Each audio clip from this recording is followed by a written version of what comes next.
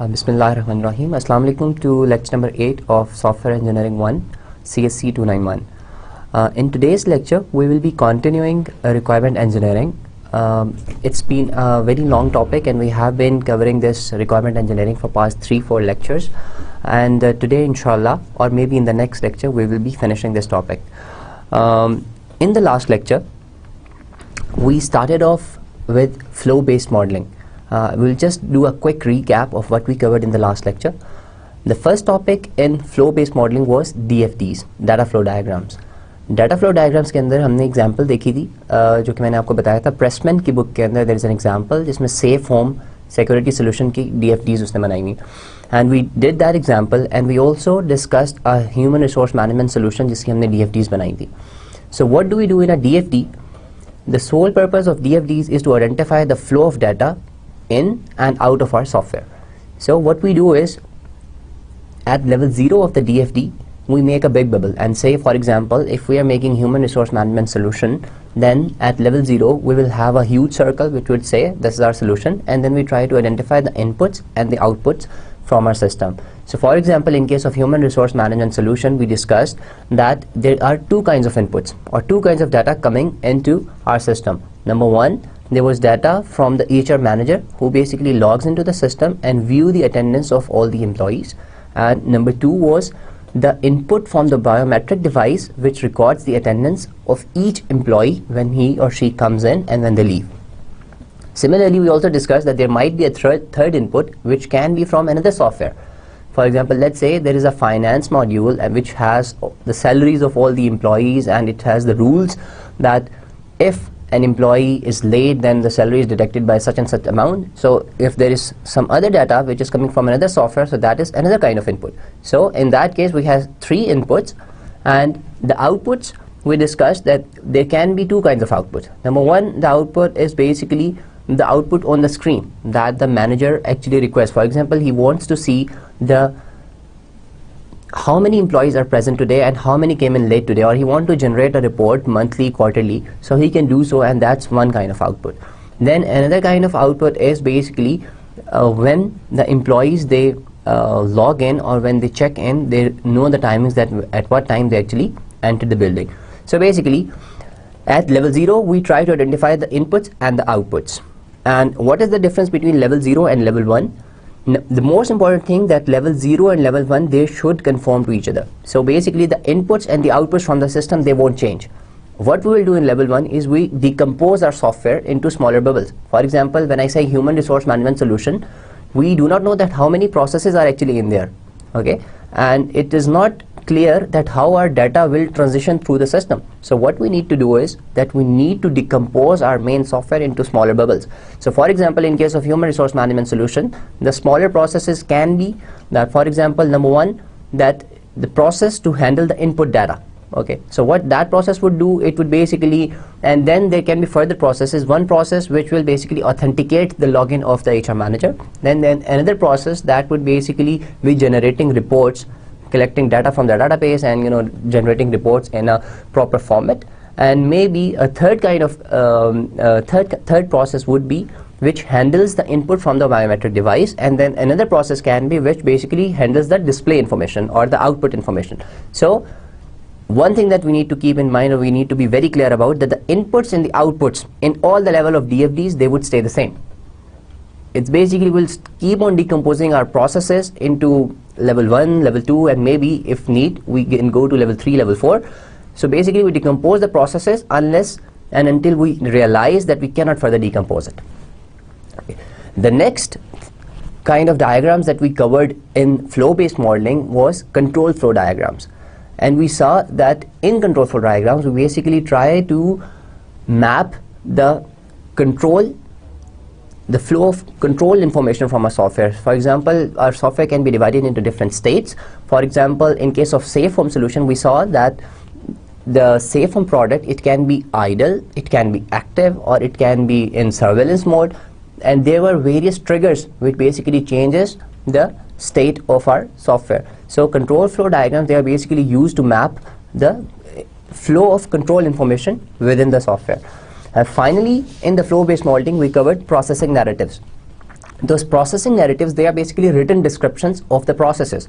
So for example, if I say the same, if we discuss the human resource management solution, then a processing narrative for that could be that the HR manager, he logs in and he can check the daily attendance of all the employees. He can also generate reports, which includes how many employees were absent today, how many were late today, and he can also generate monthly or quarterly reports. So this is a processing narrative of what we have just made in DFD and in a CFD. So processing narratives are just written descriptions of what our software would do. The second very interesting thing that we covered in the last lecture was class-based modeling. And this is very relevant when our design is object-oriented design, or when we want to make a solution which consists of various classes. Now the key question is that how we identify the classes. This is a very tricky question, and we discussed one method, that what we do is that any written description that we have, it can be use case text or it can be the processing narratives that we just discussed in flow-based modeling. And what we do is we try to go through those written descriptions and we try to identify, we do a grammatical parse. So what do we mean by grammatical parse? In the grammatical parse, we try to identify all the nouns. So, but all those nouns, they cannot be classes. So there has to be a method where we filter down and we identify that these are the classes and these are not the classes. So we saw that there are certain criterion, and all the nouns, they have to satisfy all those criteria. If a noun does not satisfy any single of those criterion, then we say that this is not a class. And finally, then we saw that how we identify the attributes and the operations of a class. And so the nouns that were the classes, they are very simple. Then comes the nouns which were neither classes, but we identified them as nouns. So those nouns, they become attributes of the classes to whom they are most closely related to. Okay? यानी कि जो noun तो हमने classes के तौर पे filter कर लिया, दैट्स इट, लेकिन जो नाउन बच गए उनको हम उन्हीं क्लासेस का, जो कि क्लासेस बन चुकी हैं, जिनको हम वो क्राइटेरिया पे सेटिस्फाई हो चुकी हैं, we try to make them attributes of those classes. And how do we identify the operations of a class? We again do a grammatical parse and we try to identify all the verbs in the written description, and all those verbs, then they become the operations of the classes. And the final thing that we covered in class-based modeling, it was CRC modeling. Now what CRC stands for? It basically class responsibility collaborations, I think. And CRC modeling, what we try to do is basically we try to make those small CRC cards, and they are literally on cards, and what we do, we try to write the responsibilities of each class. Okay, and then we say that, okay, which responsibilities of a certain class are shared by another class. For example, if a class has to authenticate, then it needs services of another class, then we will say that for this responsibility we needs collaboration with another class. So CRC cards basically helps in making the class model. So basically it helps in identifying that how different classes would be linked together. So that was a bit summary of what we covered in the last lecture. And as I said, or I have been saying in this requirement engineering series of lectures, that we will be covering the UML notations of each of these diagrams, for example use cases, DFDs and class-based modeling, and we will have separate lectures on each one of these topics once we finish the requirement engineering lectures. So if you have any questions regarding the notation, that how we make the class modeling, and what does the actually structure look like, or what does the structure of DFDs look like, we'll do more examples on that. So hopefully those questions would be answered in those lectures. Okay, now let's see what we have in store today. As you guys know, that we have been covering the elaboration phase for past 2 lectures now. It is one of the most detailed phases because we do all the modeling in this phase. If you guys remember, the first phase was inception, then we had elicitation, and the third one is elaboration. In elaboration, we started off with scenario-based modeling, where we discussed the use cases, and then we had then we covered the flow-based modeling and the class-based modeling. In today's lecture, we will cover the behavioral modeling, which will be the final kind of modeling that we do in elaboration phase. And if time permits, in today's lecture, then we will move on to negotiation specification, validation, and how do we actually manage requirements once we have a written set of requirements. This is very interesting. So we will basically try to cover these topics in today's looking at behavioral modeling. So what does the word behavioral modeling means to you?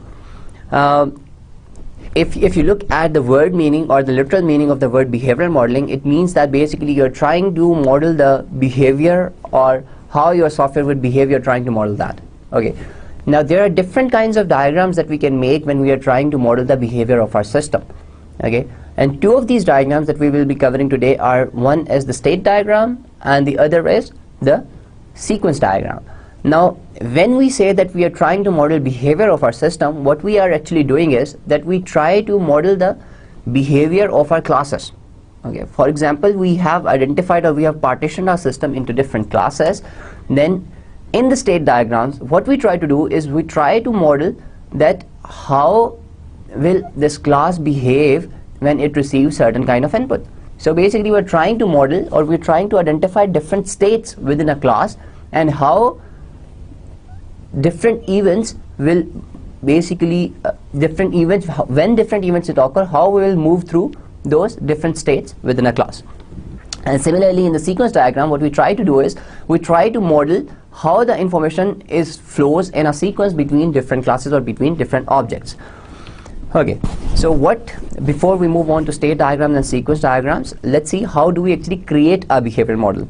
Okay, the first thing that we need to do is we need to identify the events which are found within use cases, okay, and which are implied by the attributes in the class diagrams. Okay, so for example, if there is an attribute in a class diagram which is, let's say, a Boolean variable, or which basically when it's true it means another event, or when it's false it means another event, then this is an example of an event. Okay, and similarly what we do is we basically try to identify these events in the use case text, similar to the way we identify the classes and the noun and the operations of a class, that we did a grammatical parse. Similarly, this is not actually a grammatical parse, but we go through those texts, use case text in particular, because they are actually, why use case text? Because if you guys remember, use cases record interaction of the actor with the software. So we try to identify events going through the use case text. The second thing that we do is that we build a state diagram for each class. Okay, now this is something that you need to be very clear about, that when we say state diagram, so each state diagram corresponds to a class.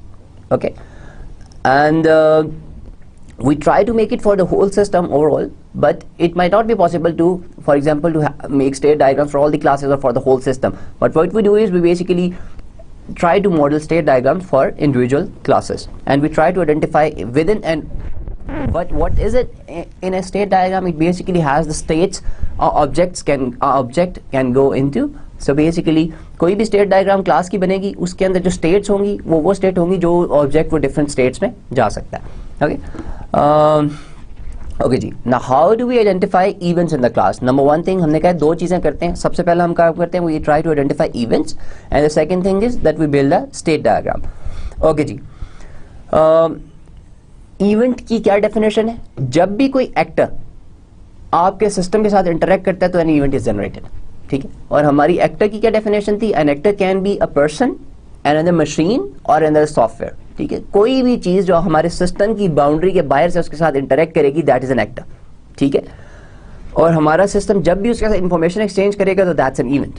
ठीक है, और an event is not the information that is exchange, but rather the fact that information has been exchange. यानी कि we are not interested कि क्या information exchange हुई है. ठीक है, जब इंफॉर्मेशन एक्सचेंज हो गई है तो इसका मतलब एक इवेंट ऑकर हो गया. Okay, and some events have an explicit impact on the flow of control while others do not.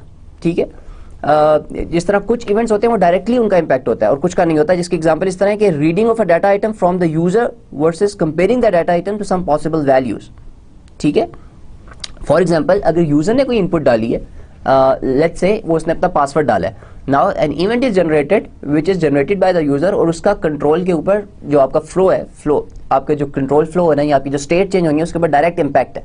ठीक है, वेयर एज जो दूसरा काम है कि उस पासवर्ड को जब आपने कंपेयर करना है, ठीक है, now that is something passive, लेकिन जो जैसे उसने पासवर्ड डाला it has a direct impact, ठीक है। तो इवेंट्स दोनों ही हैं लेकिन दोनों का इम्पैक्ट स्लाइटली डिफरेंट है और वो हम स्टेट डायग्राम की रिप्रेजेंटेशन में देखेंगे हाउ इट इज़ डिफरेंट, ठीक है जी। So how do we identify events? जब भी कोई एक्टर हमारे सिस्टम के साथ कोई भी इंफॉर्मेशन एक्सचेंज करेगा और ये हमारे सिस्टम के साथ इंटरेक्ट करेगा और कोई इंफॉर्मेशन एक्सचेंज होगी, we see that an event has occurred. Okay जी। Now how do we actually build a state diagram? आपकी जो स्टेट डायग्राम होती है ना उसके अंदर आपकी जो भी क्लास की डिफरेंट स्टेट्स होती हैं, ठीक है, they are normally represented by a rounded rectangle. Sorry, this is not a good diagram. Rounded rectangle would look something like that, ठीक है, जिसके जो एजेस होंगे वो राउंडेड से होते हैं, ठीक है। तो that's how we represent the states of a class, ठीक है जी। जो आपकी ट्रांजिशन होती है between different states, for example आपकी ये दो स्टेट्स हैं, अगर इनके दरमियान जो ट्रांजिशन होगी वो आप एरो से रिप्रेजेंट करते हैं, ठीक है। Now for example this is let's say state A and this is state B, तो इनके दरमियान जो ट्रांजिशन है वो हमने किससे रिकॉर्ड की है? Through this arrow. ओके जी। And this is the syntax. You do not need to worry about the syntax right now because, as I said, we have a separate lecture on the state diagrams and sequence diagrams in coming lectures. So, okay ji. Now आपका जो object होता है, it can be in two possible states. ठीक है? Active state and the passive state. ठीक है? The active state of an object, it indicates the current overall status of the object as it goes through information or processing, ठीक है। और जो आपकी passive state होती है वो उसके ऑब्जेक्ट के एट्रीब्यूट्स की जो करंट वैल्यू होती है that is basically a passive state, ठीक है। यानी कि हमारा ऑब्जेक्ट इन डिफरेंट स्टेट्स में ट्रेवल कर सकता है। For example it can either be in A और it can be in B, ठीक है। तो जो भी आपका ऑब्जेक्ट जिस स्टेट में होगा हम उसे एक्टिव स्टेट कह देंगे। For example you are in A, तो this is the active state, ठीक है। और ये अभी बाकी जितनी भी स्टेट्स होंगी आपके सिस्टम की, those would be passive states, ठीक है। और जैसे जैसे आपकी इंफॉर्मेशन फ्लो होती जाएगी और for example you move from A to B, तो बी आपकी एक्टिव स्टेट हो जाएगी और ए आपकी शायद पैसिव स्टेट बन जाएगी, ठीक है। तो with in a state diagram जब भी आपका फॉर एग्जांपल सॉफ्टवेयर चलता है और ये डिफरेंट जो स्टेट्स होती हैं, तो one of the states would be active, ठीक है, and the others might be passive. Okay जी। Now identify events. As I said, how do we identify events? We basically go through the use case text and then we try to identify the information exchange between the actor and the system. ठीक है, जिस तरह ये नीचे एक text दिया हुआ है, let's go through it and try to identify the events. ठीक है, the text says that the homeowner uses the keypad to key in a 4-digit password. ठीक है, the password is compared with the valid password stored in the system. If the password is incorrect, the control panel will beep once and reset itself for additional input. If the password is correct, the control panel awaits further action. अब अगर इसके अंदर हम events identify करने की कोशिश करें, so the first event is when the homeowner uses the keypad to key in a 4-digit password. यानी कि पहला event क्या है? जब आपका homeowner password enter कर रहा है, क्योंकि there is an actor which is trying to give some information to the system. ठीक है, तो this is the first event. The second event, which is जो हमने पीछे एग्जांपल पढ़ी थी कि कुछ इवेंट्स ऐसे होते हैं जिनका डायरेक्ट आपके इस कंट्रोल फ्लो इसके ऊपर इम्पैक्ट होता है, ठीक है। तो जो पहला वाला होम ओनर वाला है that is that kind of an event. जो दूसरा इवेंट है जब आप अपने उस पासवर्ड को कंपेयर कर रहे हैं, ठीक है, जिस हमने ये सेफ होम वाले केस में डिस्कस किया था कि for each home there is a unique PIN number और पेन आईडी जो कि आपने सेव की थी। For example it's 1 2 3 4। तो जब यूजर ने जो डाली आप उसको इससे कंपेयर करेंगे जो स्टोर्ड है, ठीक है। Now that is also an event, वो भी आपके सिस्टम की स्टेट्स को चेंज करेगा, ठीक है। लेकिन ये सेकंड कैटेगरी ऑफ इवेंट है जो हमने अभी पीछे देखा था, ठीक है, जिसका शायद डायरेक्ट इम्पैक्ट नहीं होता। इफ द पासवर्ड, और तीसरा इवेंट क्या है कि अगर तो आपका वो पासवर्ड गलत है, ठीक है, यानी कि if you have entered an incorrect password, तो आपका जो कंट्रोल पैनल है उससे एक बीप की आवाज आएगी, ठीक है, ताकि वो यूजर को पता लगे कि you have to enter the password again, ठीक है। तो so basically there are 3 kind of events that are occurring in this case. Number 1, homeowner ने पासवर्ड डाला। Number 2, आपने पासवर्ड को कंपेयर किया। If the password is correct, then it's fine. If the password is not correct, then there will be a beep from the control panel. Okay जी। अगर इसी की अब हम स्टेट डायग्राम देखें तो इसकी स्टेट डायग्राम कैसे बनी है कि this is the first state, ये जो आपकी रीडिंग वाली स्टेट है, यानी कि हमने पहली बात तो ये कि this state diagram is of कौन सी क्लास की है? This is of the control panel class. ये हमारी क्लास है जो कि हमने अपने सोल्यूशन के अंदर in the last lecture we identified this as one of the classes, ठीक है। तो कंट्रोल पैनल क्लास को हमने कितने हिस्सों में डिवाइड कर दिया और कितनी पॉसिबल स्टेट्स में डिवाइड कर दिया। सबसे पहली स्टेट हमारी कौन सी है, रीडिंग की स्टेट, ठीक है, क्योंकि आपका कंट्रोल पैनल लगा हुआ है, it's always in the polling state, यानी कि it's waiting for an input from the actor, so obviously it's always in a reading state, ठीक है। So this is our first state जिसको हम कह रहे हैं रीडिंग स्टेट, ठीक है। जब हमारी जो दूसरी स्टेज है वो दूसरी स्टेट क्या है, it is the comparing state, कि we are basically trying to compare जो पासवर्ड यूजर ने डाला है वो सही है या गलत है, ठीक है। तीसरी स्टेट हमारी क्या है, लॉक्ड।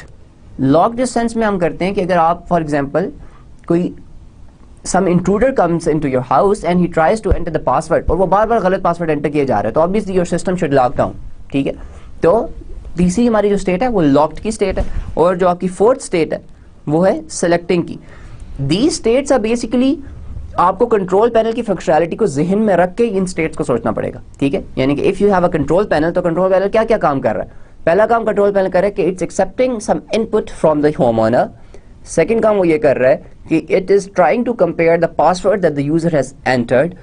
तीसरा काम वो ये कर रहा है कि if the password is entered incorrectly more than a certain number of times, तो वो सिस्टम को लॉक कर देता है। और चौथा काम वो ये कर रहा है कि if the password is correct, तो it basically displays some information जो किसमें वो यूजर को ऑप्शन देता है कि if you want to select another function then do so. So basically these are the possible states of the control panel class. अच्छा जी, अब हम देखते हैं कि जो इवेंट जनरेट हो रहे हैं वो कैसे हमारे सिस्टम को इफेक्ट कर रहे हैं, ठीक है। सो जो पहला इवेंट है जिसको हमने कहा था कि जिसका डायरेक्ट इम्पैक्ट होता है, यानी कि फॉर एग्जांपल इसमें से बाकी जितने भी इवेंट्स जो डिफरेंट स्टेट्स के दरमियान आपका ऑब्जेक्ट ट्रांजिशन कर रहा है, जो सबसे पहला इम्पैक्ट है जो की हिट है, यानी कि जो एक्टर ने इवेंट जनरेट किया, ये आपका वो वाला इवेंट है जो कि जिसने आपके पूरे ऑब्जेक्ट की या जिसने आपने पूरे क्लास के अंदर बेसिकली एक तरह से हलचल मचा दी है, ठीक है। क्योंकि अगर ये वाला इवेंट ना होता तो शायद बाकी वाले इवेंट ना होते, ठीक है। यानी कि this event has a direct impact on the control flow of your object, ठीक है। यानी कि सबसे पहले जो इवेंट है की hit, this event is basically by the home owner, ठीक है। यहाँ ये इवेंट एक एक्टर ने किया है जो कि हमारे केस में कौन है, एक होम ओनर है, ठीक है जी। Once the key is pressed, जैसे ये की प्रेस हुई, ठीक है, इसने रीड किया and the next thing you do, एक पासवर्ड एंटर हुआ है, ठीक है। Now this entered password is then compared. जब ये कंपेयरिंग स्टेट के अंदर है तो आपका जब जैसे यहाँ पे पासवर्ड एंटर हुआ तो the state is change now, it's from reading state, it's basically in comparing state now, ठीक है। Now you cannot do anything with the control panel because it's basically waiting for the reply कि आपको जो password सही enter हुआ था वो सही था या नहीं था, ठीक है। Now this becomes the active state, ठीक है। जब तक यूजर ने पिन एंटर नहीं किया था तो this was the active state, ठीक है। May be in this case those two will be the active states, जो आपका क्योंकि जो रीडिंग स्टेट है वो अब एक्टिव नहीं रही क्योंकि आपने वहां से पासवर्ड रीड करके कंपेयरिंग स्टेट के अंदर आ गए, ठीक है। And once the password for example, ये अब डिफरेंट एरोज जो हैं ये शो कर रहे हैं कि इंफॉर्मेशन कैसे फ्लो कर सकती है, ठीक है। If the password is incorrect, ये जो एरो जा रहा है, अगर आप इस एरो को देखेंगे इसके ऊपर क्या लिखा हुआ है कि if the password is incorrect and the number of tries is less than maximum tries. For example आपने अपने सिस्टम के अंदर लिमिट रखी हुई है कि ये पासवर्ड आप उस वक्त 5 दफा एंटर कर सकते हैं, ठीक है। 5 दफा आप गलत पासवर्ड एंटर करेंगे तो आपका सिस्टम लॉक हो जाएगा, ठीक है। 5 से कम जब तक आपने फॉर एग्जांपल पहली दफा गलत किया तो आपको सिस्टम दोबारा प्रॉम्प्ट करेगा कि जी दोबारा एंटर करें, ठीक है।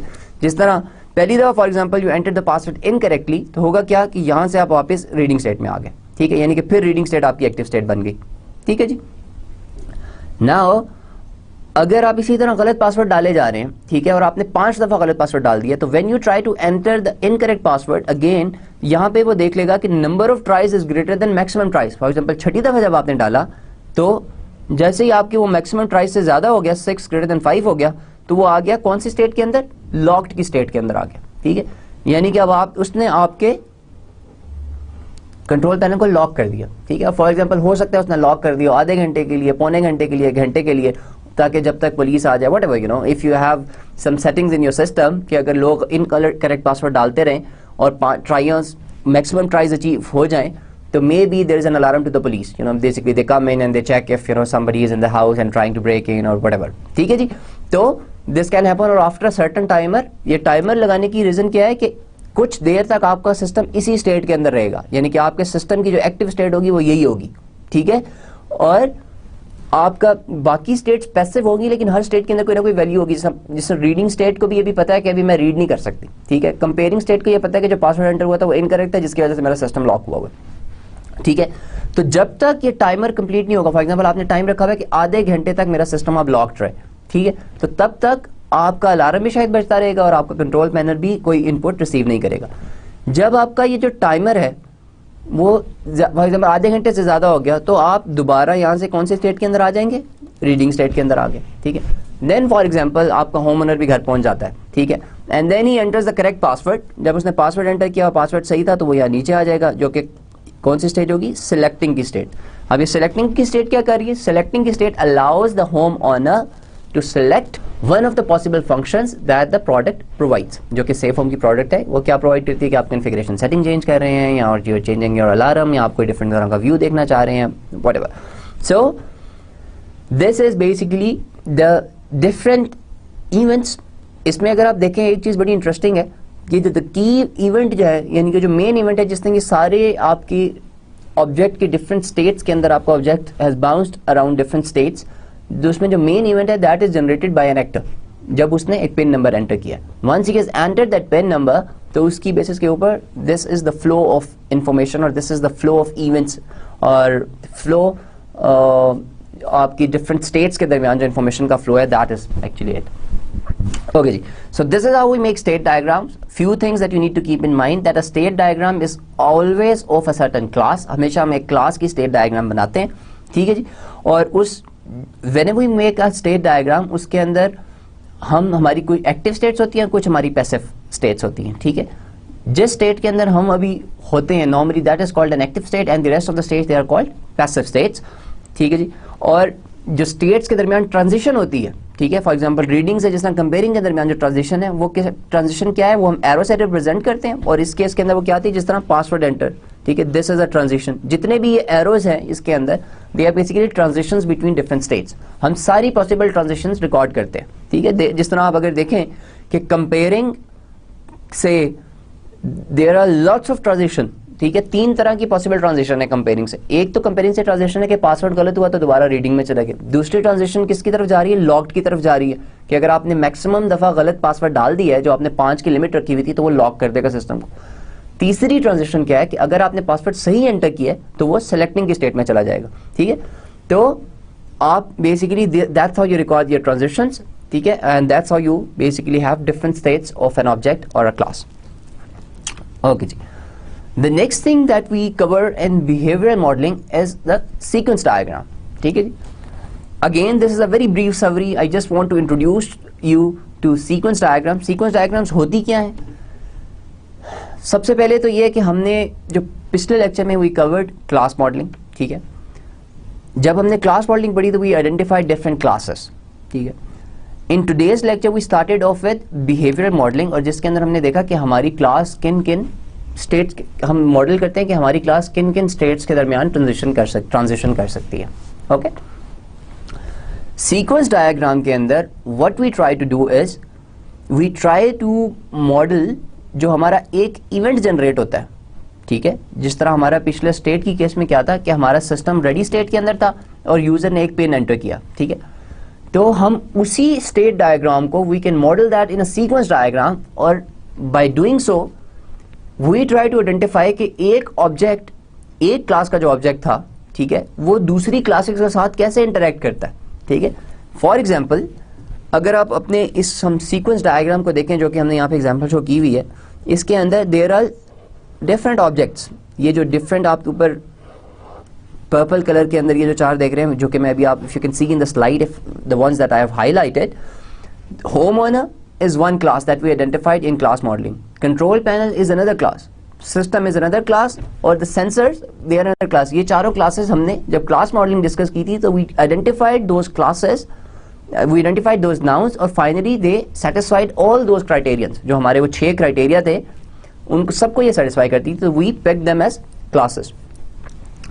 अच्छा, again अब ये मैंने आपको कहा कि जो हमारी स्टेट डायग्राम थी, we can model that in the sequence diagram, और सीक्वेंस डायग्राम के अंदर मॉडल करने को हमें उसको फायदा क्या होगा कि वी विल सी कि जब एक क्लास का ऑब्जेक्ट इन डिफरेंट स्टेट्स में ट्रांजिशन कर रहा है, तो that is is also interacting with other classes. और वो interaction कैसे है? We try to identify that through sequence diagrams.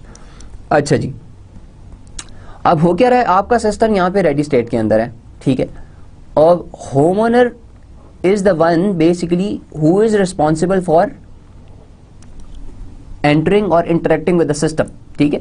जैसे होम ओनर ने पासवर्ड एंटर कर दिया, ठीक है, अब ये जो पासवर्ड एंटर किया दिस इज बेसिकली आप कह रहे हैं कि हमारा एक अलग ऑब्जेक्ट है होम ओनर जिसने ये पासवर्ड एंटर किया है, ठीक है। जब पासवर्ड एंटर हो गया, अब आपने नेक्स्ट काम क्या करना है, अपने पासवर्ड को कंट्रोल, अब ये जितने भी ये आप देख रहे हैं, अब ये हमने सारे जो स्टेट्स थी वो हमने फॉर एग्जांपल लेट्स से कि ए बी सी और डी ये सारी कंट्रोल पैनल की 4 स्टेट्स थी जो हमने अभी पिछली स्लाइड में भी देखी हैं, ठीक है। तो वो सारी स्टेट्स को हम कहते हैं कि जी ये सारे फंक्शंस आएंगे, ये सारी स्टेट्स जो हैं इस क्लास से बिलोंग करती हैं, ठीक है। तो वो हमने जो फंक्शन जिस एक पर्टिकुलर क्लास से बिलोंग करते हैं उनको हमने उसके नीचे लिख दिया, जिस तरह जितने भी कंट्रोल पैनल के function they are all written in this, they represent कि this object can do all these possible things, यानी कि एक कंट्रोल पैनल का जो ऑब्जेक्ट होगा वो इन 4 कामों को कर सकता है। It can read, it can compare, it can lock the system और it can let the user to select another functionality. अच्छा जी, once the password is entered, तो सेकंड काम आपका क्या था, कंपेयरिंग। अब कंपेयरिंग के अंदर क्या हो रहा है कि कंपेयरिंग, क्योंकि control panel is just a device जो कि आपको इंटरेक्ट करने दे रहा है, कंट्रोल पैनल के पास खुद से डाटा सेव नहीं है, ठीक है। Control panel has to access your system और वट एवर योर क्लास है जहां पे वो अपने उस पासवर्ड को कंपेयर करेगा। तो अब अगर आप ये देखें कि एक सिस्टम की क्लास बनी हुई है जो कि बेसिकली कंपेयरिंग जब इसने करनी है कंट्रोल पैनल ने, तो it basically goes to this class और इस क्लास से वो कह रहा है कि जी मुझे ये पासवर्ड कंपेयर करके दो, ओके। यानी कि जो कंपेयरिंग वाला काम है वो कंट्रोल पैनल खुद नहीं कर रहा, ठीक है। Control panel has shifted this responsibility to the system class. This is actually the beauty of having different classes in your system, that you share responsibilities between different classes. यानी कि सारा काम हम एक ही क्लास से नहीं करा रहे, okay? So when we actually comparing, तो we actually send a request to the system class और हम उसे कहते हैं जी पासवर्ड कंपेयर करके दो, ठीक। And depending on if the password is correct or incorrect, a result is passed back to the control panel class, ठीक है। ये देखेंगे, ये जो error, this represents the result that is coming back from the system class. And if the password is correct, ठीक है, again comparing के अंदर ही हमने देखा था कि if the password is correct then another जो आपकी स्टेट की ट्रांजिशन होगी that would be different, ठीक है। तो once the password is correct, तो it is basically moving, वो जो आपके जितने भी सेंसर्स थे उनको एक्टिवेशन की रिक्वेस्ट आपने भेज दी। For example you are trying to activate your system और टर्न ऑन योर सिस्टम, तो if the password is correct, तो you are saying कि you want to activate your sensor or deactivate your sensor, whatever function you try to select, लेकिन this can only happen once the system authenticates that the password that you entered was correct or not, okay जी। and ये जो आप ये वाला arrow अगर आप देखें स्लाइड के ऊपर, तो ये एरो आपको यही शो कर रहा है कि यहाँ पे सिस्टम ने आपके पासवर्ड को कंपेयर किया और सिस्टम ने कहा जी पासवर्ड करेक्ट था, देन यू मूव टू, आपने अगली आपने एक फंक्शन सेलेक्ट कर लिया जिसके अंदर आपने अपने सेंसर्स को एक्टिवेट कर दिया। तो ये बेसिकली दिखा रहा है कि this is an interaction between the system class and the sensor class. अच्छा, ये तो पासवर्ड करेक्ट वाला केस था। Now if the password was incorrect, let's say, तो आप ये देखें कंपेयरिंग से लॉक की स्टेट के अंदर आ गए, ठीक है। और इसी तरह जब आपकी लॉक की स्टेट खत्म हो गई है, तो ये जो ए दिखा रहा है ये बेसिकली दिखा रहा है कि जब आपका वो टाइम जिससे हमने डिस्कस किया था स्टेट डायग्राम के अंदर कि आपने एक टाइमर रखा हुआ है कि आधे घंटे तक मेरे सिस्टम को लॉक कर दो, ठीक है। लेकिन जैसे ही वो आधा घंटा पूरा हो जाता है तो आपका सिस्टम दोबारा रीडिंग स्टेट में आ जाता है। तो ये ए यहाँ पे शो करने का मतलब ये है कि we didn't make an arrow going this way, कि आपका सिस्टम अब दोबारा ए स्टेट के अंदर आ गया, it can again start accepting the input from the user, okay जी। और इसी तरह जब आपका ये सिस्टम सक्सेसफुल था और आपके सेंसर्स एक्टिवेट हो गए, तो एक्टिवेशन का सेंसर क्लास ने दोबारा से कंट्रोल पैनल क्लास को बताया कि जी आपकी जो एक्टिवेशन थी वो सक्सेसफुल हो गई है। और जब तो फिर कंट्रोल पैनल क्या करेगी, कंट्रोल पैनल वही चीज़ होम ओनर को बताएगी कि होम ओनर को ये मैसेज आ जाएगा कंट्रोल पैनल के ऊपर के डिस्प्ले के ऊपर कि जो एक्टिवेशन आपने सिलेक्ट की थी that is being successful. So अगर हम इस सीक्वेंस डायग्राम को देखें, and you need to keep in mind the state diagram that we just made for the control panel class, ठीक है। तो what a sequence diagram does is, ये basically किसी भी यूजर का आपके सिस्टम के साथ जो इंटरेक्शन है उसको देखती है, and then it tries to link कि ये इंफॉर्मेशन एक यूजर ने जब एंटर कर दी है तो ये डिफरेंट क्लासेस के दरमियान, डिफरेंट क्लासेस को ये कैसे, डिफरेंट क्लासेस के दरमियान क्या रिलेशन बनेगा, ठीक है। जिस तरह हमने देखा कि होम ओनर हमारा एक ऑब्जेक्ट है, उसने इनपुट एंटर की, ठीक है, इनपुट को प्रोसेस कर रही है कंट्रोल पैनल क्लास, ठीक है, या इनपुट को रीड कर रही है कंट्रोल पैनल क्लास, लेकिन जो इनपुट है उसकी जब हमने कंपेयर करना है कि जो पिन नंबर है वो सही है या गलत है, that is not responsibility of the control panel class. ये वाला काम कौन सी क्लास कर रही है? सिस्टम क्लास कर रही है। सो इस काम को पूरा करने के लिए we need interaction between multiple classes. Once we read that input we sent it to the system class, system class ने उस इनपुट को कंपेयर किया, if the input was correct तो आपके सेंसर क्लास को चला गया, सेंसर क्लास को आपने कह दिया कि जी सेंसर्स को एक्टिवेट कर दो। अगर तो सेंसर एक्टिवेट हो गए, इट वाज सक्सेसफुल, तो इन इवेंट आपका ये देखें एक मैसेज वापस आ रहा है जो कि बेसिकली बता रहा है कि जो आपकी कंट्रोल पैनल क्लास को बता रहा है कि जी आपने जो काम कहा था वो सक्सेसफुल हो गया, and tell it to the home owner कि जी ये सक्सेसफुल हो गया, ठीक है। सो बेसिकली आप इसके अंदर क्या आइडेंटिफाई करते हैं? यू आइडेंटिफाई द सीक्वेंस, ठीक है, जनरेटेड बाय, जो कि आपके किसी इवेंट की वजह से जनरेट हुआ है, जो उसका पूरा काम का सीक्वेंस बनता है, आपने वो सारा इसके अंदर दिखा दिया। तो we this not only shows one sequence, एक सीक्वेंस डायग्राम के अंदर मल्टीपल पाथ्स बेसिकली होते हैं, ठीक है। जिस तरह एक पाथ है कि पासवर्ड इनकरेक्ट आता गया आपका सिस्टम लॉक हो गया, दैट इज वन पाथ। दूसरा पाथ इसके अंदर क्या है कि पासवर्ड सही हुआ, तो it is actually the same representation जो हमने स्टेट के अंदर दिखाई थी, लेकिन स्टेट के अंदर हम सिर्फ एक क्लास की डिफरेंट स्टेट्स के दरमियान जंप कर रहे थे, whereas in a sequence diagram हम एक क्लास के डिफरेंट स्टेट्स के दरमियान तो जंप कर रहे हैं, लेकिन उन स्टेट्स के अंदर अगर हमें इंफॉर्मेशन प्रोसेसिंग के लिए दूसरे ऑब्जेक्ट्स या दूसरी क्लासेस की जरूरत है तो we also show them in a sequence diagram, ठीक है। जिस तरह कंपेयरिंग का काम कंट्रोल पैनल की क्लास खुद से नहीं कर रही, that work is done by the system class, तो हमने इसके अंदर सिस्टम क्लास को भी शो किया कि how the system class is helpful in context of the whole overall solution, ठीक है, कि overall solution में system class कहाँ पे आ रही है, ठीक है। So this is the purpose of sequence diagram. Again, ये जो पिछली वाली diagram थी, you need to keep in mind कि जो आपकी state diagram है, state diagram represents different states of a class और how you transition between those different states, whereas the sequence diagram जो हमने बनाई है, ये क्या करती है, ना सिर्फ एक क्लास के डिफरेंट स्टेट्स के दरमियान ये शो करती है कि कैसे मूव करेंगे, लेकिन उन इंडिविजुअल स्टेट्स के अंदर बाज़ औक़ात इंफॉर्मेशन प्रोसेसिंग के लिए they need to collaborate with other classes, तो we also record that in the sequence diagram. Okay जी, so this was the elaboration phase of requirement engineering, ठीक है। अब अगर आप पिछला इंसेप्शन और एलिसिटेशन फेज को जहन में लाएं तो हमने कहा था कि इंसेप्शन के अंदर हम क्या करते हैं, we ask basically a set of questions, ठीक है।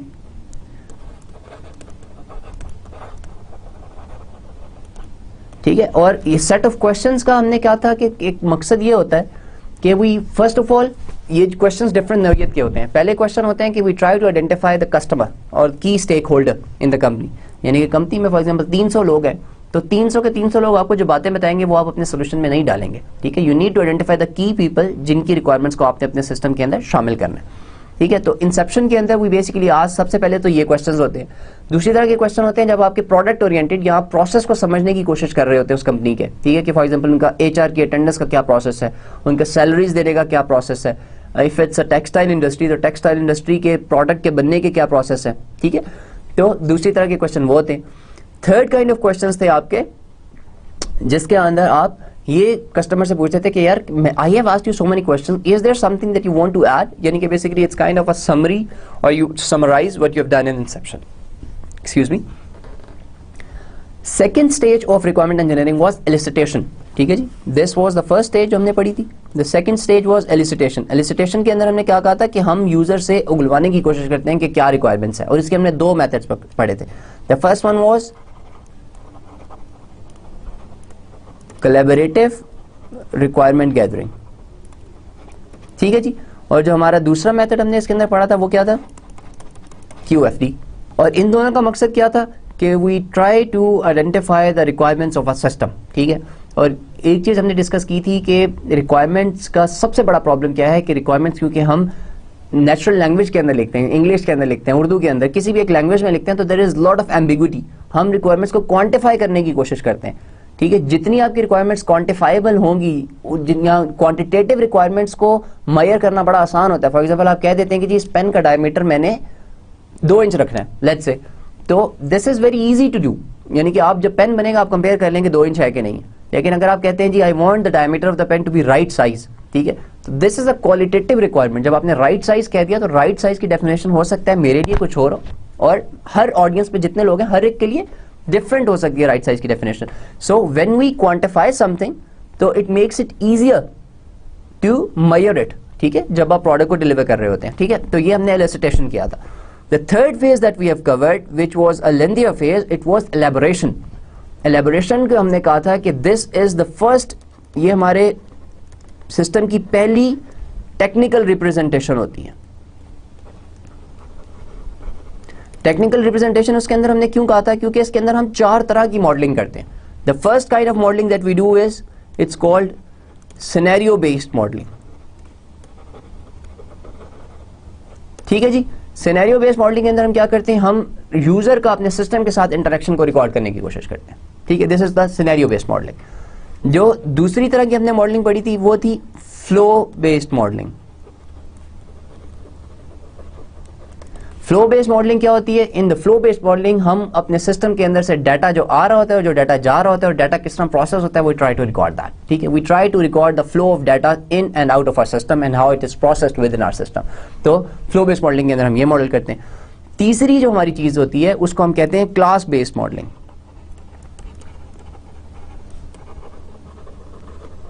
ठीक है, क्लास बेस्ड मॉडलिंग के अंदर हम क्या करते हैं, हम अगेन अपने सिस्टम को पार्टीशन करते हैं इन डिफरेंट क्लासेस और हम रिकॉर्ड करने की कोशिश करते हैं कि क्लासेस आपस में किस तरह कोलैबोरेट करती हैं, जो हमने CRC कार्ड्स पढ़े थे.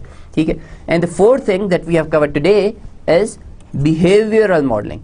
बिहेवियरल मॉडलिंग के अंदर हम अपने सिस्टम का बिहेवियर रिकॉर्ड करने की कोशिश करते हैं. फॉर एग्जांपल वी डू, जो हम इसके अंदर हमने 2 चीजें पढ़ी थी, number 1 the state diagrams and number 2 is the sequence diagram. तो स्टेट डायग्राम के अंदर हम एक क्लास के डिफरेंट स्टेट्स के दरमियान जो जंप्स हो रही होती है उनको रिकॉर्ड करते हैं और किस तरह उन स्टेट्स में आप ट्रांजिशन करते हैं. And in the sequence diagram हम उसी स्टेट डायग्राम को एक क्लास के अंदर भी डालते हैं और उसका इंटरेक्शन बाकी क्लासेस के साथ भी रिकॉर्ड करते हैं. But there is one thing in common, ये इलैबोरेशन फेज की आप जितनी भी तरह की मॉडलिंग पढ़े, हम अपने सिस्टम को पार्टीशन कर रहे होते हैं. ठीक है, यानी कि ये एलिसिटेशन फेज के ऊपर भी हमारा सिस्टम पूरा एक सोल्यूशन को हम एलिसिटेशन के फेज के ऊपर भी जब हम रिक्वायरमेंट्स लेते हैं तो इतनी क्लियर पार्टीशनिंग नहीं होती. We have set of requirements, let's say 200 requirements आ गई. ठीक है, एलैबोरेशन फेज वो पहला फेज होता है कि हम अपने सिस्टम को पार्टीशन करते हैं. ठीक है, जिस तरह अगर आप यूज केसेस को देखें, यूज केस के अंदर भी पार्टीशन है. In the use cases our partition is user based और एक्टर बेस्ड. हम एक्टर की बेसिस के ऊपर अपने सिस्टम का पार्टीशन कर रहे हैं. ठीक है, in flow based modelling we are trying to partition our system depending on the data, कि किसी एक डाटा को हमारा सिस्टम कैसे प्रोसेस करेगा उसकी बेस के ऊपर हम अपने सिस्टम को पार्टीशन कर रहे हैं. In case of classes we are trying to partition our system on the base of classes, कि हम आइडेंटिफाई करें कि जी ये मेन हमारे सिस्टम की क्लासेस बन जाएंगी और इस तरह हमारे सिस्टम की पार्टीशनिंग हो जाएगी. Similarly, in behavioral modeling, we try to understand कि within each class जो events generate होंगे उसकी बेस के ऊपर हमारे सिस्टम की डिफरेंट जो क्लासेस हैं उनकी क्या क्या पॉसिबल स्टेट्स बन सकती हैं. ठीक है, तो the basic goal is that we try to develop an understanding of the requirements that we have gathered in the elaboration phase. और यही एलैबोरेशन का शायद जो वर्डली मीनिंग है वो भी यही है.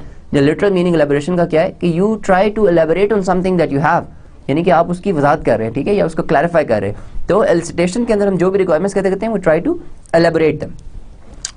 ओके जी, so we have covered the first 3 phases of requirement engineering. Number 1 was inception, number 2 was elicitation, and number 3 was elaboration. The fourth phase of requirement engineering is negotiation. Now as the name suggests, negotiation के अंदर क्या आपके जहन में हम क्या करेंगे. तो what we do in negotiation, क्योंकि requirement is a piece of document जो कि हमारे पास प्रूफ होता है कि this is what the customer asked for. ठीक है, तो और रिक्वायरमेंट ही वो चीज होती है जो कि आपको बताती है as a software making company कि आपने ये चीजें बनानी है. ठीक है, once you have written the requirements, या आपने जब कस्टमर से एलिसिट करवा लिया requirements and you have elaborated on them, तो यू गेट एन अंडरस्टैंडिंग कि कौन सी रिक्वायरमेंट्स हैं वो आपको ये प्रोडक्ट टाइम पे कंप्लीट नहीं करने देंगी. ठीक है, यहाँ आपको पता लग जाता है कि कुछ रिक्वायरमेंट्स कस्टमर की ऐसी हैं जो कि कंट्राडिक्टिंग है, कि एक फीचर उनकी वजह से इफेक्ट होता है और दूसरा फीचर उसकी वजह से, one feature is badly affected और अगर एक काम आप करना चाहेंगे दूसरा काम बुरी तरह इफेक्ट हो रहा है. ठीक है, तो you identify conflicting requirements as well. ठीक है, तो what you have to do is you have to then negotiate with the customer. ठीक है, ठीक है. तो in this phase we will see that how can we actually negotiate with the customer, क्योंकि one thing that you need to keep in mind that the customer is always right. ठीक है, क्योंकि he is the one who has to actually pay you something. So you have to negotiate with the customer in a reasonable way that he understands your point and you make him realize that you're important, लेकिन he needs to understand what you're trying to say. ठीक है, क्योंकि आपको अब system के बारे में इतनी अंडरस्टैंडिंग हो गई है कि कौन सा काम आप करेंगे तो उसकी वजह से शायद प्रोजेक्ट आपका टाइम पे कंप्लीट ना हो या कन्फ्लिक्टिंग रिक्वायरमेंट्स के केस में आपको नेगोशिएट करना पड़ सकता है. So let's see negotiation phase के अंदर हमारे क्या क्या चीज़ें इन्वॉल्व होती हैं.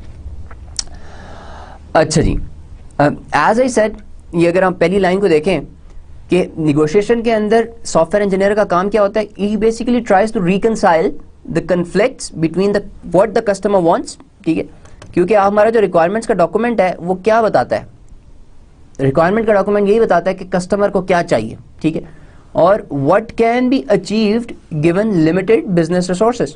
ठीक है, this is very interesting. For example, अगर एक कस्टमर आपको पैसे ही देने को तैयार नहीं है, कस्टमर कहते हैं जी I can pay you maximum 20 lakh rupees and I want an ERP system जिसके अंदर आप HR भी डाल दें, फाइनेंस भी डाल दें, इन्वेंट्री भी डाल दें, प्रोडक्शन भी डाल दें. ठीक है, he is basically asking for a complete solution which might cost 80-90 lakhs और वो आपसे कह रहे हैं जी मैं आपको 20 लाख दूंगा. ठीक है, now with the limited resources it is not possible for you to actually offer him that product क्योंकि this is not beneficial for you. ठीक है, तो you need to tell the customer कि जी what you want cannot be delivered with those limited resources. So you need to actually tell him कि जी this is how we'll go about it. ठीक है, second काम जो आप negotiation के करते हैं, you try to rank the requirements. ठीक है, यानी कि आपको रिक्वायरमेंट्स किस किस से दी है, you have got requirements from the customers, the software users, जितने भी स्टेक होल्डर्स ने आपको जो भी रिक्वायरमेंट्स दी हैं, you try to rank them. ठीक, रिक्वायरमेंट्स को रैंक करने का क्या मतलब होता है, जिस तरह हम अभी देखेंगे जब हम रिक्वायरमेंट स्पेसिफाई करते हैं तो वी ट्राई टू, हम अपने सिस्टम की जो इंपॉर्टेंट रिक्वायरमेंट्स होती हैं, ठीक है, उनको हम शायद पहले करना चाहेंगे. ठीक है, वी विल से कि जी this is the first thing that we want to do. ठीक है, and this is the second thing that we want to do. Now that is done basically in terms of importance. आप जो ज़्यादा ज़रूरी काम होते हैं you try to do them first. And for example GUI related जो चीज़ें हैं, ठीक है, यानी कि you want to make your product fancy, तो you can leave those things for later, लेकिन the basic functionality that needs to be implemented first. तो you try to identify the key requirements और आप उनकी बेसिस के ऊपर अपनी requirements को रैंक कर लेते हैं. ठीक है,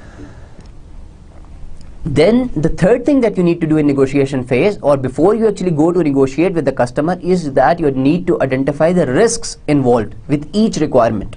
ठीक है, फॉर एग्जाम्पल कस्टमर आपसे कहता है जी you are a car manufacturing company. ठीक है, हम सॉफ्टवेयर की जरा दूसरी तरफ उठ के जाते हैं ताकि मैं इस पॉइंट को आपको अच्छी तरह एक्सप्लेन कर सकूं. एंड द कस्टमर वांट्स कि जी जो गाड़ी का इंजन आप बनाए ना, it should run very fast.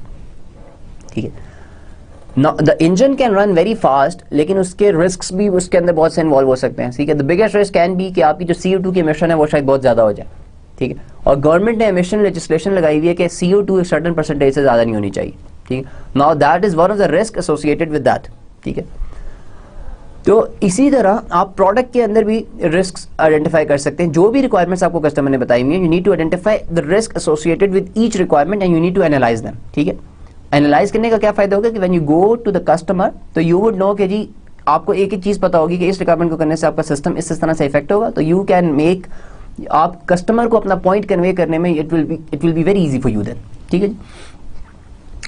और number 4 that you need to do is rough guesses of development effort are made and use to assess the impact of each requirement on project cost and delivery time. ठीक है जी, ये चीज़ बड़ी important है कि for example आपके पास थी, you have R1, R2, R3 और 4. Let's say it's very small product, आपके पास 4 रिक्वायरमेंट है. ठीक है, आपने R1 के भी रिस्क निकाल दिए. ठीक है, आपने इन सब की रिस्क असेसमेंट कर ली. ठीक है, अब आपको ये पता लग गया कि रिक्वायरमेंट R1 से आपके सिस्टम को क्या इफेक्ट हो सकता है, R2 से क्या एडवर्स इफेक्ट्स है, R3, R4 से क्या है. Then the next thing that you do is you try to estimate कि R1 को करने में आपको कितना टाइम लगेगा. फॉर एग्जाम्पल यू से इसको करने में मुझे 2 months लग जाएंगे. ठीक है, और आप इसी तरह सारी रिक्वायरमेंट्स की टाइम एस्टिमेशन कर लेते हैं. ठीक है, टाइम और एफर्ट एस्टिमेशन कर लेते हैं. इसका क्या फायदा होगा कि फॉर एग्जांपल कस्टमर ने आपसे प्रोडक्ट 1 साल में मांगी है, लेकिन जब आप इस तरह की एस्टिमेशन करते हैं आपको पता लगता है कि यार ये सारा काम करने में तो मुझे 1.5 साल लग जाएगा. ठीक है, तो then you are in a good position to negotiate with the customer कि either you reduce the work और यू इंक्रीज द टाइम. ठीक है, और using an interactive approach, requirements are eliminated, combined और मॉडिफाइड और इसके अंदर इन दी एंड आप करते क्या है कि once you have done all these things, ठीक है, द फर्स्ट थिंग इज कि आपने कन्फ्लिक्ट्स को रिकनसाइल किया, दूसरा काम आपने क्या किया, रिक्वायरमेंट्स को प्रायोरिटाइज किया, तीसरा काम आपने क्या किया, हर रिक्वायरमेंट के रिस्क आइडेंटिफाई किए, चौथा काम आपने क्या किया, there are 4 things that you have done, चौथा काम आपने क्या किया कि आपने हर रिक्वायरमेंट से एसोसिएटेड उसका टाइम और उसकी एफर्ट आपने निकाल ली, ठीक है। Now in the final thing what we do is you basically in an interactive environment you sit with the customer और आप कस्टमर से मिलके कहते हैं कि भाई ये हमने रिक्वायरमेंट्स का एनालिसिस किया है और ये हमारे रिक्वायरमेंट से रिस्क निकले और इतनी हमारी एफर्ट है और ये हमारे अब प्रोजेक्ट की कंस्ट्रेंट्स हैं, ठीक है। और आप कस्टमर से कहते हैं कि जी ये वाले काम हो सकते हैं और ये नहीं हो सकते। You basically sit in an environment where you try to tell the customer your professional and honest opinion कि जी ये काम इस तरह से करेंगे तो ये मसले होंगे, ये काम इस तरह से करेंगे तो ये मसले होंगे, and then you come up with set of requirements जो कि आफ्टर निगोशिएशन जो होती हैं जिनके अंदर आप हर तरह की चीज़ों को सेटिस्फाई कर रहे होते हैं। Customer is satisfied, you are satisfied, ठीक है, और जो आपके कंस्ट्रेंट्स हैं, time constraints, cost constraint, everything is satisfied, ठीक है। तो that is the benefit of negotiation phase कि क्योंकि आपने इन दी एंड कस्टमर ने जब आपसे प्रोडक्ट लेनी है तो उसने इन रिक्वायरमेंट के साथ उस प्रोडक्ट को कंपेयर कर रहा है, और अगर आप रिक्वायरमेंट गैदर करने के बाद उनका एनालिसिस करके कस्टमर से निगोशिएट नहीं करते तो you will be in a bad position. क्योंकि फॉर एग्जांपल कस्टमर ने हो सकता है आपसे बहुत बड़ी बड़ी चीज़ें मांग ली हों और आपने डेवलपमेंट स्टार्ट कर दिया, you didn't properly understand the requirements, you didn't rank them, you didn't evaluate them और आपने प्रोडक्ट बनानी शुरू कर दी। In the end you realize कि जी ये तो काम हो ही नहीं सकता क्योंकि अगर मैं एक काम करूंगा दूसरा खराब हो जाएगा। तो that's why this phase is very important कि आप काम शुरू करने से पहले you need to negotiate properly with the customer कि हम ये करेंगे और ये नहीं करेंगे। ओके ओके जी, so negotiation is basically not a science, ठीक है, इट्स एन आर्ट, ठीक है। Why you say it's an art कि first of all we need to realise that when we go to negotiate it's not a competition, ठीक है। We are not in a competition with the customer. Customer को basically हमने realise करवाना है कि ये जो हम आपको निगोशिएट भी करने जा रहे हैं this is for your benefit, ठीक है, और दिस इज अगर हम ये इस तरह से काम नहीं करेंगे तो आपका नुकसान होगा, ठीक है। तो you need to basically get this across to the customer के we are not trying to compete, whatever we are suggesting is for your good, ठीक है। और then a strategy is mapped out, ठीक है। For example आपने अपना काम अगर कस्टमर से कम भी कराना है तो you need to come up with the strategy where the customer actually doesn't realize it, ठीक है। आप उसको पहले you tell him the good things कि this will be in a solution, that will be in a solution, but you because we are doing this or because we have this time constraint we won't do this, ठीक है। So you need to come up with a strategy, and then whenever this is something very important that whenever you are in a conversation and you want the other person who is speaking, you want him to feel important, then you need to listen very actively, ठीक है। You need to look very attentive because if you're not then this is an insult to the speaker, ठीक है। तो ये चीज़ बड़ी important है कि whenever you are in a meeting with the customer listen to him very actively कि वो क्या कहना चाह रहा है, ठीक है, so that he knows कि whatever he is saying that is very important for you, ठीक है। And you need to understand और focus on the other party's interest, ठीक है। हो सकता है कि आप एनालिसिस करके गए हो और आपके नज़दीक की रिक्वायरमेंट हो ही ना सकती, लेकिन when you meet with a customer, customer कहता है यार इसके बगैर तो मेरा काम भी नहीं हो सकता, तो आपको उसके इंटरेस्ट को भी ध्यान में रखना है। Then maybe you need to come up with a strategy कि आप उस काम को कर सकें, ठीक है। और अगेन जिस तरह पहले हमने चीज़ की थी कि this is not a competition, तो निगोशिएशन को डोंट मेक इट पर्सनल, ठीक है, कि this is not your issue with other guy जो कस्टमर का रिप्रेजेंटेटिव आपके पास आया हुआ है, ये उसके और आपके दरमियान भी कोई ना तो कोई मुकाबला है और this is nothing to do with you, this is basically you are representing your company और he is representing his company और आप एक उनको सोल्यूशन देने जा रहे हैं, तो there is nothing personal going on here, ठीक है। एंड बी क्रिएटिव, ठीक है।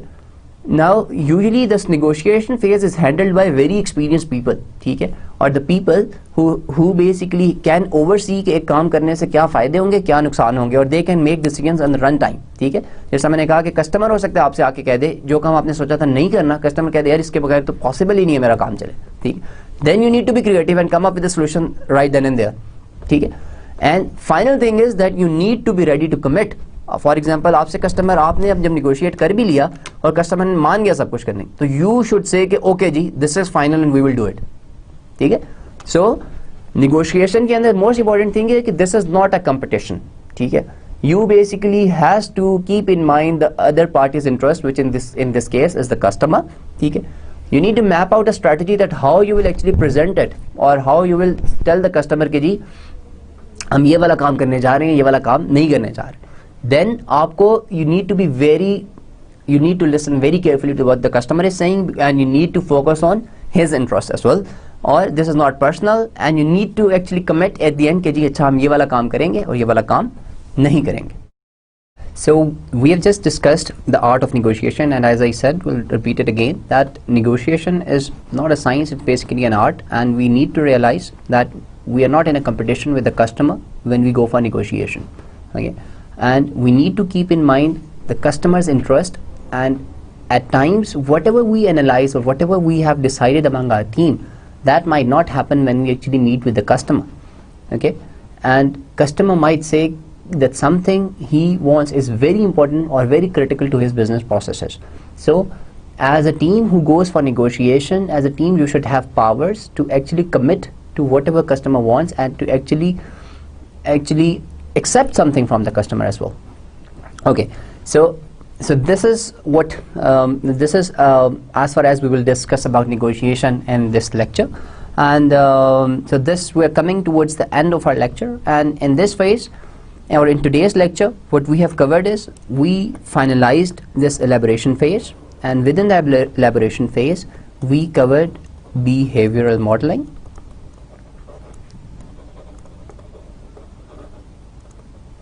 Okay. In behavioral modeling we covered two things. Number one, we covered state diagrams, and number two, we have covered sequence diagrams. Within state diagrams, we saw what we try to do. We basically try to do two things. Number one, we identify the events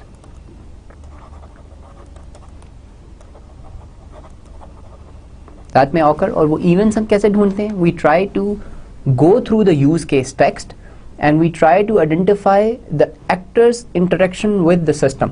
जब भी कोई actor हमारे system के साथ interact करता है, an event is generated. ठीक है? We try to identify those events, और जो आपकी state diagrams बनती है. And the second thing is transition between different states of a class. हमने ये भी देखा कि जो state diagrams आप बनाते हैं, usually for each class there is a state diagram. ठीक है, यानी कि we try to identify कि एक class या एक object है वो किन possible states के अंदर जा सकता है. Then we try to identify the events जो कि उस transition को जो different states के अंदर एक object ने जाना है उसको trigger करता है. And then in the state diagram we basically try to model and overall एक क्लास के हम सारी स्टेट्स को मॉडल करते हैं, और उस इवेंट की बेस के जो भी पॉसिबल ट्रांजिशन होती हैं स्टेट्स के दरमियान में, we try to record all of them. The second thing that we covered in behaviour modelling, that was sequence diagrams. Sequence diagrams gives more information than state diagrams, क्योंकि state diagram के अंदर तो हम सिर्फ एक क्लास की सारी possible states और उनकी ट्रांजिशंस को रिकॉर्ड करते हैं, where is in the sequence diagram हम ना सिर्फ एक क्लास की पॉसिबल स्टेट्स और उनकी ट्रांजिशंस को रिकॉर्ड करते हैं, बल्कि हम ये भी देखते हैं कि किसी एक स्टेट के अंदर जब क्लास किसी दूसरी क्लास के साथ इंटरेक्ट करती है तो we also record that in a sequence diagram. तो इन सीक्वेंस डायग्राम के अंदर हमारे पास क्या होते हैं? We can have, first of all we can have multiple classes, ठीक है, और we basically get a sequence of actions. ठीक है, हमें क्या मिल जाता है जब हम सीक्वेंस डायग्राम बनाते हैं? हमें किसी भी इवेंट की बेसिस के ऊपर क्लासेस के दरमियान इंटरेक्शन का एक पूरा सीक्वेंस मिल जाता है. ठीक है, and we get, for example, जिस तरह हमने पिछले केस के अंदर कंट्रोल पैनल की क्लास बनाई थी स्टेट डायग्राम के अंदर in this lecture, and then we modelled the same set of जो इवेंट्स थे उसी को हमने मॉडल किया सीक्वेंस डायग्राम के अंदर. तो हुआ क्या कि होम ओनर की क्लास ने बेसिकली एक इवेंट जनरेट किया, it went to the control panel class. ठीक है, और कंट्रोल पैनल की क्लास ने पहले पासवर्ड रीड किया, बट जब कंपेयर करना था then the responsibility went to the system class, and the system class basically compared the password that the user has entered, and if the password was correct then the control went to the sensor class, जहाँ पे sensors activate हुए, and once the activation was successful, तो a message was passed back to the control panel class, and finally a message was displayed to the homeowner. So basically, in the sequence diagram, it gives you more information than the state diagram. So this was elaboration. Elaboration की phase हमारी यहाँ पे खत्म हो गई थी. It was one of the most detailed phases of requirement engineering. Then in this lecture, what we have covered is negotiation. ठीक है? Because I've told you कि when the customer would start telling you requirements, they might tell you many things. ठीक है? And they would tell you all the possible things that can happen, or or whatever they think they want in this solution. ठीक है? लेकिन as a software engineer, and in keeping in mind the interests of your company, you basically has to figure out कि कौन सी चीजें आपने customer को करके देनी है और कौन सी नहीं करके देनी. ठीक है? Okay, once you go in the practical life, you will realize, and once you start working for a company, and if you get a chance to go and get the requirements from the customer, you will realize that at times customer would tell you things which are not possible to do. Okay? By not possible to do, I mean that, for example, within the budget that has been set for this project, it is not possible for you as a company to actually do those things. Okay? Or it is conflicting with other requirements. So ये जो negotiation की phase है, it basically lets you as a company tell customer कि जी ये वाले काम हम नहीं कर सकते और ये वाले काम हम कर सकते हैं. So this is very important. और negotiation के हमने अंदर देखा था कि negotiation के अंदर basically we try to do four things. So सबसे पहला काम हम negotiation के अंदर करते हैं, ठीक है, वो basically as a software engineer we try to reconcile conflicts. ठीक है, क्योंकि हमें कस्टमर को ये बताना होता है कि जी जो आप मांग रहे हैं, ठीक है, वो इन रिसोर्सेज के अंदर पॉसिबल ही नहीं हो सके. ठीक है, तो we basically reconcile the conflicts. ठीक है, एज अ सॉफ्टवेयर इंजीनियर. जो दूसरा काम आप नेगोशिएशन के अंदर करते हैं वो आपका होता है कि आप you basically analyse each requirement. आप हर रिक्वायरमेंट को एनालाइज करते हैं, उसके रिस्क्स को इवेल्युएट करते हैं, क्योंकि आपको हर रिक्वायरमेंट का पता होना चाहिए कि इसको करते वक्त मेरे सिस्टम पे क्या इफेक्ट होगा. ठीक है, ना सिर्फ मेरे सिस्टम पे बल्कि as a company, as a software development company, what will be the effect of doing this thing. ठीक है, जो तीसरा काम आप करते हैं, you try to rank the requirements. ठीक है, आप रिक्वायरमेंट्स को रैंक करते हैं उनकी प्रायोरिटी के हिसाब से. Priority can be given by the customer, it's basically given by any stakeholder. ठीक है, you try to identify the key requirements जिनके बगैर शायद सॉफ्टवेयर चल ही नहीं सकता, क्योंकि एज अ कंपनी और as a developer you want to do those things first जो कि सोल्यूशन के लिए बहुत इंपॉर्टेंट है. ठीक है, यहाँ which are the key things और which are the main ingredients of the system. तो you identify and rank the requirements based on those key functionalities. और जो चौथा काम आप करते हैं, दैट इज यू असाइन और estimate resource requirement for each requirement actually. So आप हर requirement के लिए estimate करते हैं कि इस काम को करने के लिए आपको कितने resources चाहिए और आपको कितना time लगेगा. तो basically there are four things. आप customer के साथ reconcile करते हैं conflicts को, आप अपनी हर requirement को analyze करते हैं, अपनी requirements को rank करते हैं, और आप हर रिक्वायरमेंट को बेसिकली जब एनालाइज कर रहे थे तो आप उसको रिसोर्स एस्टिमेशन और टाइम एस्टिमेट भी करते हैं कि इसको करने में कितना टाइम लगेगा. When you do these things, तो you become in a position to better explain it to the customer कि why certain thing is not possible और why something can not be included in the solution. ठीक है, और finally what we saw in negotiation, which is something very important and you need to keep in mind कि when you go with the customer, so you need to realize this is not a competition. ठीक है, for जब आप दो बंदे आपस में compete कर रहे होते हैं, then they can get in a fight as well. ठीक है, and then you can do all possible things जो जिसमें आप उसको हराने की कोशिश करते हैं. Whereas in this case you want a win-win situation. ठीक है, you want the customer to be satisfied and you want to come back to your company as successful, or so you want a win-win situation for everybody. ठीक है, so you need to give importance to customers' opinion when you go for negotiation, yet you have to tell the customer what things are possible and what things cannot be included in the solution. ठीक है जी, so we covered elaboration, we covered negotiation. So by the end of today's lecture we have covered inception, elicitation, elaboration and negotiation phases of requirement engineering. Inshallah, in the next lecture we will go through specification, that how we specify requirements. We will cover how we validate requirements, and we will also see what is requirement management? Once we have written, then what do we mean by requirement management? And we will try to summarize the overall topic of requirement engineering. So, Assalamu alaikum and thank you.